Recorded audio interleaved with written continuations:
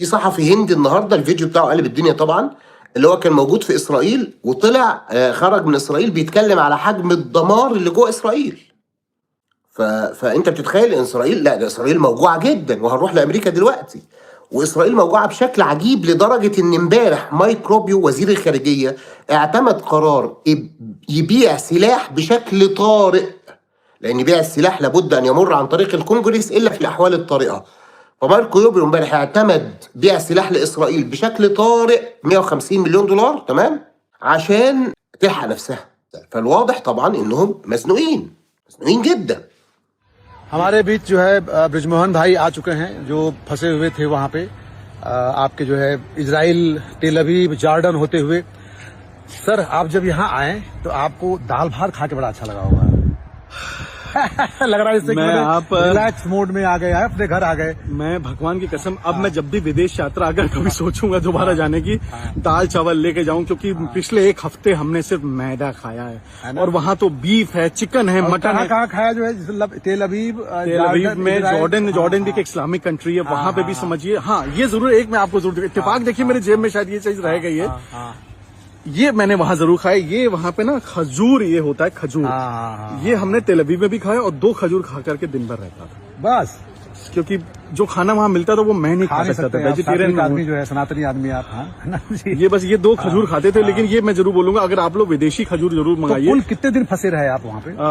28 तारीख की सुबह से लेकर के आप समझिए कि लगभग कल रात तक हम लोग थे वहाँ पे और हम लोग पहुंचे। युद्ध का एहसास तो आपको हुआ होगा। हाँ, 3 दिन हम लोग शनिवार से लेकर मंगलवार तक का 3 दिन तेल अवीव में जो हम लोग थे, वो युद्ध वाला दौर था। और अब मैं आपको बताऊं, आप लोगों को तेल अवीव से निकाल के जॉर्डन भेजा गया, जॉर्डन में भी बमबारी हुई बस से, फिर जॉर्डन से फिर आप लोगों को फ्लाइट से, फिर हम लोग वाया लंदन, नहीं वाया हमारे को वो रूट हमारा मिडिल ईस्ट का नहीं, लेकिन लंदन से कुछ उससे पहले ही कोई रूट था, क्योंकि उन्होंने बोला कि ये जोन अभी सेफ जोन था। ये बताया, क्योंकि देखिए हम लोग प्लेन के अंदर थे, लेकिन हमें जो अधिकारी बता रहे थे वहाँ के, जो रॉ के भी जो अधिकारी साथ में थे, कि रूट बदल के लाए जा रहे हैं, क्योंकि ईरान। हाँ मैं यहाँ पे एक बात आपको बताते चलूं, एक हमारे को जॉर्डन इंटेलिजेंस के एक व्यक्ति से हमें जानकारी, बातचीत में उसको हो गया, बड़ा अच्छा हमसे बात करने लगा। उसने बताया कि आप ये बताइए कि आपके कुछ ऐसे पत्रकार थे जो कि पहले से ही इजराइल में रह रहे थे, तो क्या आप लोगों को पता था कि? हमने कहा नहीं, मैं तो उनमें से नहीं था, मैं तो बाद में हूँ। कह रहे ईरान सरकार को इस बात का अंदेशा है कि कुछ ऐसे पत्रकार, भारतीय पत्रकार जो वहां इजराइल में पहले से थे, क्या उन्हें अंदेशा था? मैं आपको बताऊं, वो पत्रकार निश्चित रूप से थोड़ा अवेयर हो जाए, क्योंकि ईरान को ये पता लग चुका है। और ईरान, ये जॉर्डन इंटेलिजेंस का जो बंदा जो एयरपोर्ट पे वो लोग तैनात होते हैं, उन्होंने हमसे बातचीत में, क्योंकि उसने कॉफी पिलाया, पूछा पाछा, आप लोग परेशान हो गए, तो बोला कि आप लोग क्या, आप भी वही पत्रकार थे? हमने कहा नहीं, मैं तो आया ही हूँ 24 तारीख को, जब प्रधानमंत्री जी की विजिट थी, और उसके बाद हम लोग निकले। बोले नहीं, बट हमारे को जो जानकारी है कि ईरान को, ये सरकार को इस बात की जानकारी है कि आप कुछ पत्रकार, जो भारतीय पत्रकार वहां मौजूद थे, उनको पहले से जानकारी। अगर ऐसी कोई बात है, मैं कहता हूं पत्रकारिता निश्चित रूप से थोड़ा सा आप करें, क्योंकि हो सकता है कहीं गलत फहमी में कोई घटना ना हो जाए किसी के साथ, फिर आप दोष सरकार को देंगे। ये एक बड़ी बात है खास तौर से। तो ब्रिजमोहन जी, आप साधना न्यूज देखते हैं और लगातार इस बीच प्रधानमंत्री के साथ कई देशों की यात्रा आपने की, और मुझे लगता है कि ये सबसे मुश्किल यात्रा आपको लगी होगी जीवन की, जहां पे क्या कभी ऐसा वक्त भी आया कि लगा कि मैं बचूंगा नहीं, हनुमान जी याद आ गए हों?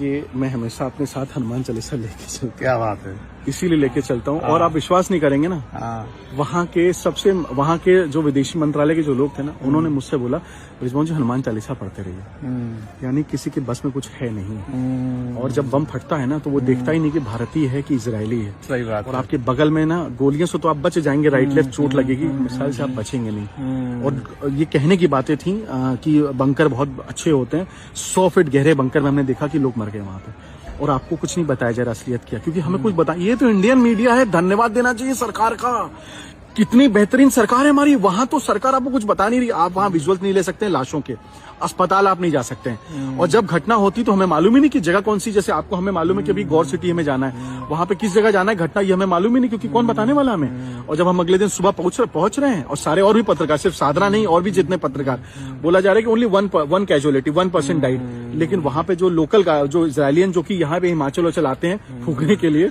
उन्होंने बताया there were 4 houses, nobody is alive. इससे पता लगता है कि बड़ी वहां घटना हुई। और मैं आपको सच बताऊं कि वहां का टेक्नोलॉजी जो कहने की बातें है ना, अलार्म बजता था हम लोग को, एक दिन सुबह 5 बजे की बात मैं आपको बताऊं कि अलार्म बजा ही नहीं, बस धुड़ुम धुड़ुम की आवाजें आ रही थी, पता लगा कि बिना अलार्म की चीजें आ गई। तो टेक्नोलॉजी फेल है, और जब वो आपके ड्रोन्स और खासतौर से मिसाइलें दगती है ना, तो नहीं पता हमारे 200 मीटर से हम कितनी दूरी पे हैं। और अभी आपको पता लगा होगा कि खासतौर से मिडिल ईस्ट में सारे अमेरिकन एम्बेसी को उन्होंने टारगेट किया है। हो सकता है कि तेल अवीव की उसको टारगेट किया था, तो हम भी नहीं बचते। हम फिर आप हो सकता है ये खबर बता रहे थे कि हमारे साथ के थे 100। नहीं, हम लोगों ने मजाक में कहा था कि जब अगर ब्रिज भाई शहीद हो जाएंगे तो हम उनकी स्मृति में जो है, जो फेसबुक से हम लोग जो कमा रहे हैं पैसे, उससे आपकी जो मूर्ति उर्ति बनवाई जाएगी। लेकिन ये मजाक की बात है, लेकिन दिल तो देखो मित्रों को धड़कता ही रहता है। और हम तो नहीं कहेंगे कि जान बची तो लाखों पाए, लौट के बुद्धू घर को आए। बुद्धू अब पत्रकार नहीं होता है, लेकिन जब अंतर्राष्ट्रीय ऐसी आपदाएं हो जाए जहां पे विश्व युद्ध का खतरा है और कहीं भी मिसाइल गिर रही हो, तो वैसे में जान बचा के भारत आना, अपने घर लौट आना और दाल भात खाना सबसे कीमती चीज है। तो ब्रिज भाई का अपने देश में स्वागत है। एक चीज मैं जरूर बताऊंगा, कुछ पत्रकार अभी भी वहां पे हैं जिनके संस्थानों ने बोला हम आपकी व्यवस्था कराएंगे, लेकिन व्यवस्था वो कतई नहीं करा सकते। अगर कोई व्यवस्था करा सकता है वहां से आने की, तो सिर्फ सरकार करा सकती है। और उनका बहुत मन था होली में आने का। उसमें से एक ऐसे पत्रकार है जिनकी शादी मात्र 8 महीने पहले हुई है। मैं नाम नहीं लेना चाहता हूँ। मेरी अपील है, मैं खास तौर से चाहूंगा ऐसे संस्थानों के मुखियाओं से कृपया बुलाइए उनको, क्योंकि ऐसा कुछ वो नहीं दिखा रहे हैं, या आप उनको दिखाएंगे सिर्फ और सिर्फ इजराइल से हमें क्या लेन देना। कोई आपको याद होगा प्रिंस को बचाना है, ऐसी खबरों को आप दिखाइए ना 24 घंटे। वहां पे इजरायलियंस मर रहे हैं, ईरान में क्या हो रहा है, अरे आपसे क्या लेना देना, क्या खबरों के टीआरपी के चक्कर में आप पड़े। अभी मैं आपको बताऊं, एक हमारे पत्रकार को मिडिल ईस्ट में 12 घंटे के लिए रोक लिया गया। मैं आपको बताते हुए, मैं नाम नहीं बताना चाहता हूं, वो जा रहे हैं वहां पे न्यूज कवर करने के लिए, उन्हें 12 घंटे बिठा लिया गया। तो प्लीज मेरी एक तरह से मेरी हाथ जोड़ के विनती है मीडिया संस्थानों की, कुछ हेड्स की जिनके प्रतिनिधि वहां पे, कृपया उनको बुलाइए, क्योंकि साथ के साथी थे, मुझे भी खल रहा। अभी हम लोग आए हैं मात्र, वहां बहुत लोग हैं अभी। तो मीडिया संस्थानों से अपील है, प्लीज अपने रिपोर्टरों को जबरन दांव पे न लगाएं उनकी जिंदगी को। और ब्रिज भाई आए हुए हैं और मैं इनको अब जा रहा हूं कुछ मीठा खिलाने, जो है, क्योंकि हम लोग जो है बहुत दिन बाद मिले हैं और इस विशेष मुश्किल से जब निकल के आए हैं तो बनता है दोस्तों में जो है। और देवेश जी हमारे बनारस से जो है साथी जो है भड़ास के, प्रणाम, नमस्कार।